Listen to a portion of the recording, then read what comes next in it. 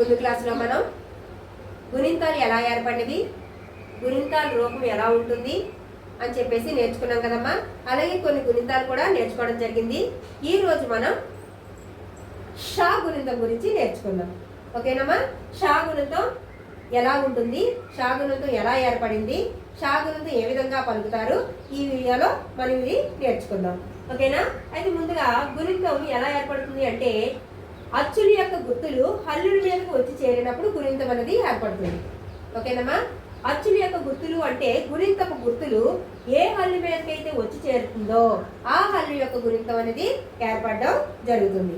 ఈ రోజు మనం షా గుణింతం గురించి నేర్చుకుందాం. షా యొక్క మొదటి రూపం పొల్లుతో మొదలవుతుంది. ఈ గుర్తులు ఏమంటాం మనం? పొల్లు అంటాం. ఈ గుర్తులు ఏమంటామమ్మా? పొల్లు అంటాం. ఓకేనా. అయితే షా గుణింతం, షాకి పొల్లిస్తే ఇష్. షా అనే హల్లుకి ఆ అనే అచ్చు వచ్చి చేరితే ఆ యొక్క గుర్తు తలకట్టు. ఆ యొక్క గుర్తు ఏంటమ్మా? తలకట్టు. అంటే ఇక్కడ ఏమొస్తుంది? షాకి తలకట్టిస్తే షా అవుతుంది. షాకి తలకట్టిస్తే షా. షాకి పొల్లిస్తే ఇష్. షా అనే హల్లుకి ఆ అనే అచ్చు వచ్చి చేరితే ఆ యొక్క గుర్తు దీర్ఘం. ఆ యొక్క గుర్తు ఏంటమ్మా? దీర్ఘం. అంటే షాకి దీర్ఘం ఇస్తే షా అవుతుంది. షాకి దీర్ఘం ఇస్తే షా అవుతుంది. షాకి పొల్లిస్తే ఇష్. షా అనే హల్లుకి ఈ అనే అచ్చు వచ్చి చేరితే ఈ యొక్క గుర్తు ఏంటమ్మా? గుడి. ఈ యొక్క గుర్తు గుడి. అంటే షాకి గుడిస్తే షీ అవుతుంది. షాకి గుడిస్తే షీ అవుతుంది. షాకి పొల్లిస్తే ఇష్. షా అనే హల్లుకి ఈ అనే అచ్చు వచ్చి చేరితే ఈ యొక్క గుర్తు గుడి దీర్ఘం. ఈ యొక్క గుర్తు ఏంటమ్మా? గుడి దీర్ఘం.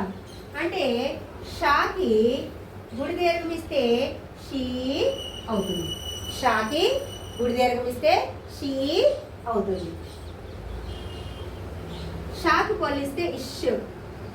షా అనే హల్లుకి ఊ అనే అచ్చు వచ్చి చేరితే ఊ యొక్క గుర్తు కొమ్ము.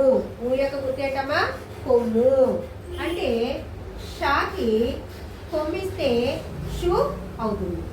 షాకి కొమ్మిస్తే షు అవుతుంది.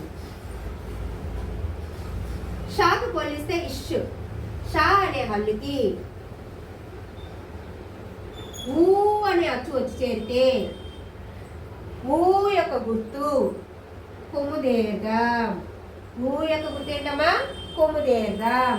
అంటే షాకి కొమ్ము దీర్ఘం ఇస్తే షూ అవుతుంది. షాకి కొమ్ము దీర్ఘం ఇస్తే షూ అవుతుంది. షాకి పొల్లిస్తే ఇష్. షా అనే హల్లుకి అరు అనే అచ్చు వచ్చి చేరితే అరు యొక్క గుర్తు రుత్వం. అరు యొక్క గుర్తు ఏంటమ్మా? రుత్వం.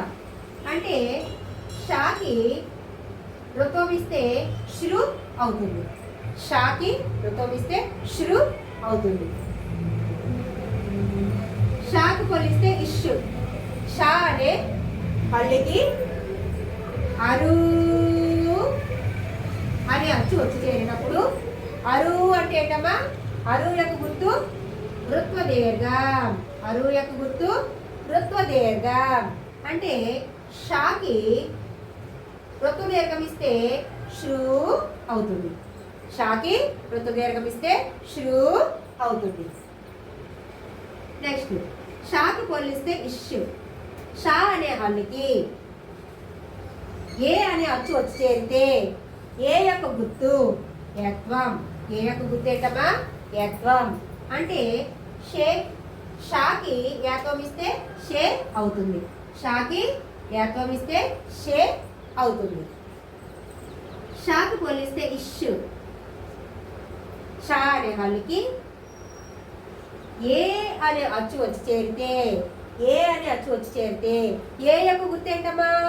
ఏత్వం లేదా ఏత్వ దీర్ఘం. ఏత్వం లేదా ఏత్వ దీర్ఘం అంటే షాకి ఏత్వ దీర్ఘం ఇస్తే షే అవుతుంది. షాకి ఏత్వ దీర్ఘం ఇస్తే షే అవుతుంది. షాకి పోలిస్తే ఇష్యు. షా అనే వాళ్ళకి ఐ అనే అచ్చు వచ్చి చేరితే ఐ యొక్క గుర్తు ఏంటమ్మా? ఐత్వం. ఐ యొక్క గుర్తు ఏంటమ్మా? ఐత్వం అంటే షాకి ఐత్వం ఇస్తే షై అవుతుంది. షాకి ఐత్వం ఇస్తే షై అవుతుంది. షాకి పోలిస్తే ఇష్యు. షా అనే వాళ్ళకి ఓ అనే అచ్చు వచ్చి చేరితే ఓ యొక్క గుర్తు ఓత్వం. ఓ యొక్క గుర్తు ఏంటమ్మా? ఓత్వం అంటే షాకి ఓత్వం ఇస్తే షో అవుతుంది. షాకి ఓత్వం ఇస్తే షో అవుతుంది. షాకి పోలిస్తే ఇష్యు. షా అనే వాళ్ళకి ఓ అని అచ్చు వచ్చి చేరితే ఓ యొక్క గుర్తు ఓత్వం లేదా ఓత్వ దీర్ఘం. ఓత్వం లేదా ఓత్వ దీర్ఘం అంటే షాకి ఓత్వ దీర్ఘం ఇస్తే షో అవుతుంది. షాకి ఓత్వ దీర్ఘం ఇస్తే షో అవుతుంది. షాకి పోలిస్తే ఇష్యు. షా అనే వాళ్ళకి ఔ అనే అచ్చు వచ్చి చేరితే ఔ యొక్క గుర్తు ఔత్వం. ఔ యొక్క గుర్తు ఏంటమ్మా? ఔత్వం అంటే షాకి ఔత్వం ఇస్తే షౌ అవుతుంది. షాకి ఔత్వం ఇస్తే షౌ అవుతుంది. షాకి పోలిస్తే ఇష్యు. షా అనే వాళ్ళకి అమ్మ అనే అక్షరం వచ్చి చేరితే అమ్మ యొక్క గుర్తు ఏంటమ్మా? సున్నా. అమ్మ యొక్క గుర్తు ఏంటి? సున్నా అంటే షాకి సున్నా పడితే షం.